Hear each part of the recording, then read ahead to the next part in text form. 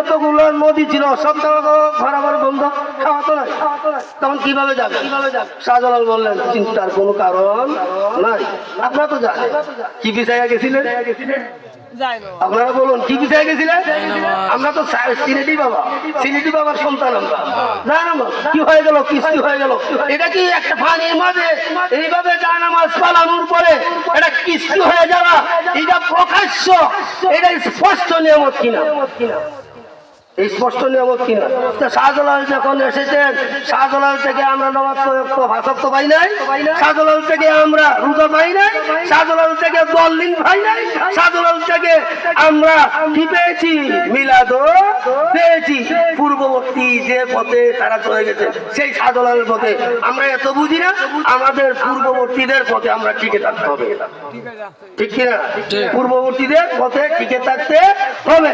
আর নতুন আনাইয়া বিনাইয়া একেবারে, আরে বাবা তাদের আমল আখলাক তো সুন্দর, সুন্নিরা তো আমল নাই, এটা আপনি কইতেন লাগবে। এরার আমলের প্রশংসা স্বয়ং নবী করিম সাল্লাল্লাহু আলাইহি ওয়াসাল্লাম বলেছেন, স্বয়ং নবী করিম সাল্লাল্লাহু আলাইহি ওয়াসাল্লাম বলেছেন। সময় নষ্ট হয়ে যাচ্ছে, আমি সংক্ষেপে বলে শেষ করছি।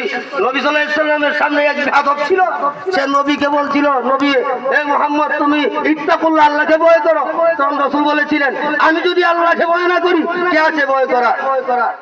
তিরমিজি শরীফের হাদিসের মধ্যে আছে, ইবনে মাজাহ শরীফের হাদিসের মধ্যে আছে, রাসূলের সাল্লাল্লাহু আলাইহি ওয়াসাল্লামের চেহারা মুবারক গুসায় আনারের দানার মতো লাল হয়ে গেছে।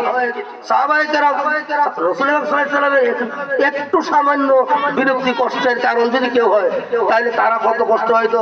আবু বকরের মতো নম্র হৃদয়ের সাহাবী উঠে দাঁড়াইলেন, ইয়া রাসূলুল্লাহ আপনি আমাকে আদেশ করুন, ওই শয়তানের মাথা আপনার হাতে তুলে দিই। ওমর দাঁড়াইলেন, উসমান দাঁড়াইলেন, আলী দাঁড়াইলেন, মুহাজিরিন গোষ্ঠী দাঁড়াইলেন, আনসার গোষ্ঠী দাঁড়াইলেন, সব সাহাবায়ে কেরাম দাঁড়াই গেলেন যে ওই শয়তানের মাথা আপনার হাতে তুলে দিই। রাসূল বলেন ইজলিস, বসে পড়ো। বলতে সব সাহাবায়ে কেরাম বসে গেছে। বাবা আমরা লাগালাগি করি না, বাবা যদি সাদা দিয়ে মাটি যাবো আমরা মানি, কিন্তু নবী যেই বলছেন ইজলিস বসে যাও, বাধ্য সুন্দর সমস্ত বুঝা শেষ, বসে গেলে। এরপরে বলে হে আবু বকর, ওকে হত্যা করার হুকুম তোমাদের নাই। তোমরা কি জানো এর থেকে একটি দল বল বের হয়ে যাবে যে আমার ইসলামকে খণ্ড বিখণ্ড করে দিবে, যারা কোরআন পড়বে কণ্ঠ অতিক্রম করবে না। হে উমর তুমি আশ্চর্য হয়ে যাবে, তাদের নামাজ যদি তুমি দেখো, তাদের রোজা যদি দেখো, তাদের ব্যবহার যদি তুমি দেখো, তুমি আশ্চর্য হয়ে যাবে। তাদের নামাজের কাছে তুমি ওমরের নামাজও কিচ্ছু না। এমন সুরতে নামাজ পড়ে কি করতো, নামাজ মনে হয়ে 7 বছরের পর থেকে পড়ি আল্লাহর মতো। আমার পরিবারের মধ্যে আপনারা সাক্ষী হতে পারেন, এই 7 বছরের বাচ্চারা কেউ কিন্তু আমাদের নামাজ কি নেই, তাজা নেই হইতে পারে, বিভিন্ন আমরা নামাজ পড়ি। হ্যাঁ হ্যাঁ, আমার তো কপালে কি নামাজের কোনো দাগ চিহ্ন আছে না, তাহলে আমি বেনামাজি? যাই হোক, কথা হচ্ছে এটাই, এদের নামাজের কথা আল্লাহ বলছেন, এদের সুরতের কথা বলছেন। বইলা আল কাউলুহুম কাল ফিরাউন না, আল কাউলুহুম কান নাবিয়ুন, তাদের কথা হবে নবীদের মতন। এরা যখন ইসলামের পথে মানুষের ডাকবে, ভাই খলিম কাঞ্চি গো ফাঁসক কোনো মাসান করো, একবারে সুন্দর করে, এটা তো নবী বলেছে। এরা এত নরম সুরে ডাকবে, আল কাউলুহুম কান নাবিয়ুন, তাদের কথা হবে নবীদের মতন।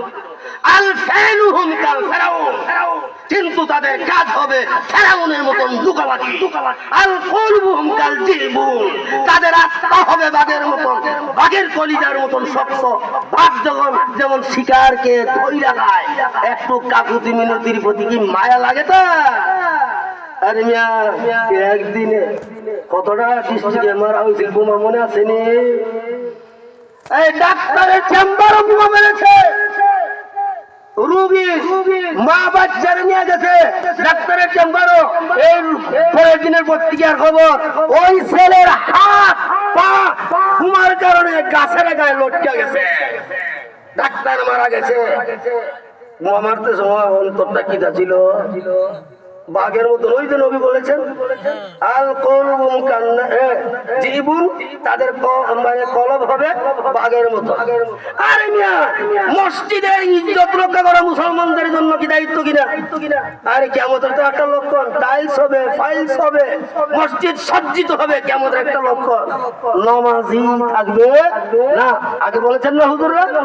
আর মসজিদে আদব রক্ষা করতে হবে, মসজিদে বড় কারমালা নয়, ঠিক কিনা? এমনকি মসজিদে জুতা উড়াউড়ি হয়। দেখছেন না, দেখছেন না, এরা কারা? আমরা গ্রামের মানুষ, শতকের মানুষ। আরে মিয়া, লম্বা পাঞ্জাবি, বড় বড় পাগড়ি লাগাইয়া মসজিদের ভিতরে জুতা দিয়ে ভিটাভিটি করা হচ্ছে। না না, এর কথা পয়সা আপনার কথা শুননি। এরাই হইব। আরে বুকের মধ্যে কোরআন বান্ধিয়া দেখছেন না, কমান্ডো স্টাইলে জিহাদ, কমান্ডো স্টাইলে জিহাদ। বাবা বয় করে এটা কইতে পারছি, কইতে বয় নাই, সত্য তারা করছে আঙ্কু ভাব, আমরা কইতে কিটা। আরে ভিডিওর মধ্যে এটা ছড়াইয়া পড়ছে, আমার কইলে তোমার দুঃখ লাগতো কেন? সংশোধন হওয়ার চেষ্টা করো। কথা কুহতা বাদ দিয়া কিভাবে আহলে সুন্নাত ওয়াল জামাতের হকের পতাকা তলে আসা যায়, গুমরাহি বাদ দিয়া ত্যাগ করিয়া। বুঝতে পেরেছে? এই আমরা কোরআন পড়ি ঠিকই, কিন্তু কোরআন আমাদের কাছেও যায় না। পৃথিবী ধ্বংস হয়ে যাচ্ছে। আল্লাহ বলছেন, ঘোষণা করেছেন, আমি আল্লাহ কসম করে বলছি সমস্ত মানুষকে ধ্বংসের মধ্যে আছে। তাহলে আমরাও তো না না না, হতাশ হওয়ার কিছু নাই।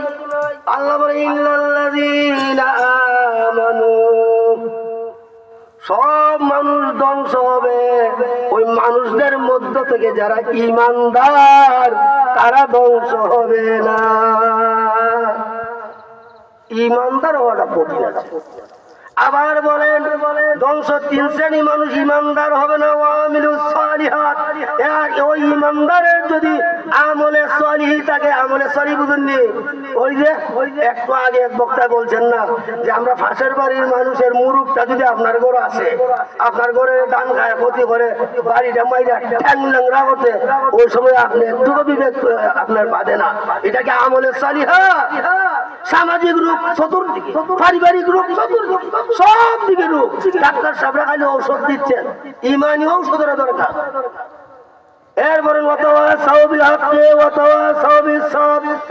এবং ওই ইমানদার কখনো ধ্বংস হবে না। নেক আমল থাকার, তার ভালো ব্যবহার তার সাথে যদি থাকে, এবং যদি কঠিন বিপদে ইমান রক্ষা করা অবস্থায় যে কোনো মুসিবতের মধ্যে যদি সে সত্যের উপর অটল থাকে, সত্যের উপর কি অটল থাকে, দলবড় দীক্ষা ফালাইয়া যায় না, তাহলে আমি আল্লাহ কসম করে বললাম ওয়াল আসরি ইন্নাল ইনসানা লাফি খুসর। ওইলা কোন ওয়াল আসর ওয়াজা ওয়া তাসমিয়া, যে আমি আল্লাহ কসম করে বললাম আসরের। কেন আসরের কসম করলেন? আসরের সময় কিয়ামত হয়ে যায়। ওরা কিয়ামতের দিকেও আমরা ইশারা দিয়ে দিচ্ছে। এরপরে আরেকটা শব্দ তাকিদ দিয়ে নিশ্চয়তার গ্যারান্টি দিয়েছেন, সিউড়ি দিয়ে দিয়া বলতেছেন সাবধান। আরেকটা শব্দ ইন্না, নিশ্চয়, আরবি শব্দ ইন্না। আমরা নিশ্চয় বলি না, নিশ্চয় তুই মিথ্যা হইছ, নিশ্চয় তুই এটা হইছ। তাহলে এই কথাটার মানে গ্যারান্টি জোর দেওয়ার জন্য ইন্না বলছেন আল্লাহ, নিশ্চয়। এরপরে আবার নিশ্চয় দেখুন লাফি লা লা লাম, এই যে লামে, এটা হলে লামে থাকি, অবশ্যই অবশ্যই। এরাই তো যারা ইমান থাকতো না, যারা আমলে সলিয়া থাকবে না, যাদের সত্যের মধ্যে টিকে থাকার মতন ধৈর্য শক্তি থাকবে না, তারাই ধ্বংস হয়ে যাবে। আল্লাহ রাব্বুল আলামিন আমাদেরকে সত্যের মধ্যে টিকে থাকার মতন আমাদের ধৈর্য শক্তি, আমাদের ইমানি শক্তি, আমাদের নেক আমল, আমরা যা শুনি ভালো এগুলা আমল করার মতন, আর যা খারাপ তা ত্যাগ করার মতন শক্তি তৌফিক আল্লাহ আমাদেরকে দান করুক। বলুন আমিন।